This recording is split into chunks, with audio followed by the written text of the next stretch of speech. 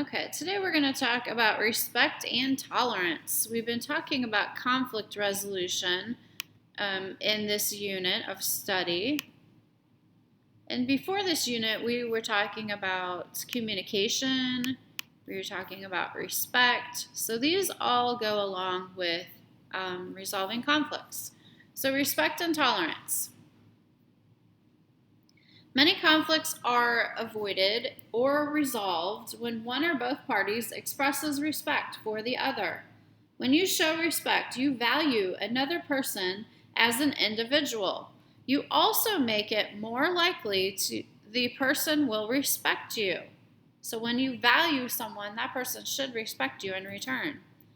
People who respect each other are more likely to listen with an open mind, consider the other person's views and feelings, and honor each other's basic values. Tolerance is also vital to prevent and resolve conflict. Tolerance means accepting and respecting other people's customs and beliefs. People who are willing to accept persons as they are tend to have fewer conflicts than people who are unaccepting of others. Tolerance helps you understand that different people have a right to behave and express themselves in ways different from your own, as long as they don't hurt others in the process. Tolerance also involves getting along with people of all ages and generations. Teens sometimes find it hard to get along with older adults because they have different ways of talking, dressing, and acting. You need to be willing to accept all people and learn to understand their points of view. You are deserving of respect. Be fair in respecting others, too, even older adults. After all, you'll be an older adult someday, too, don't forget. So, how to control your anger is the second section on this page. How to control your anger. Everyone feels angry at times, including myself. When you're angry, your heart beats faster, blood rushes to your face, and the palms of your hands may sweat as your body prepares to take action. If you learn to manage or control your anger, you can redirect these surges of energy to reach your goal. When anger isn't controlled, conflicts get worse. Dwelling on how angry you are doesn't, oh no, something just happened to my screen. Let me get that back up there. Oh, can't believe it did that. Okay, now I gotta find my spot. Oh, okay, I found it. Dwelling on how angry you are doesn't help diffuse your anger. Instead, your anger can build up and lead to rage. At this stage, you may no longer be able to think clearly. The ancient martial art of jiu-jitsu teaches those who practice the art to remain calm, to empty themselves of anger, and to gain the advantage in conflict by using his or her opponent's tendency to strike out in blind rage.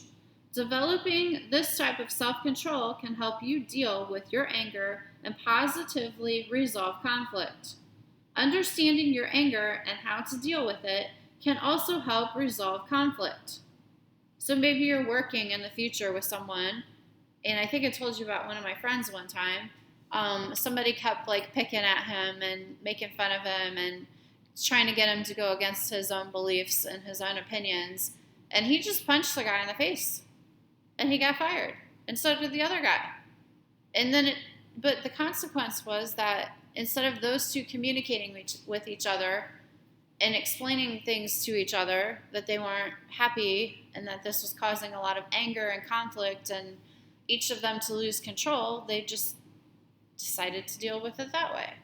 And then my friend, actually it was my friend's husband, he had a hard time finding a job because he got fired from his last job.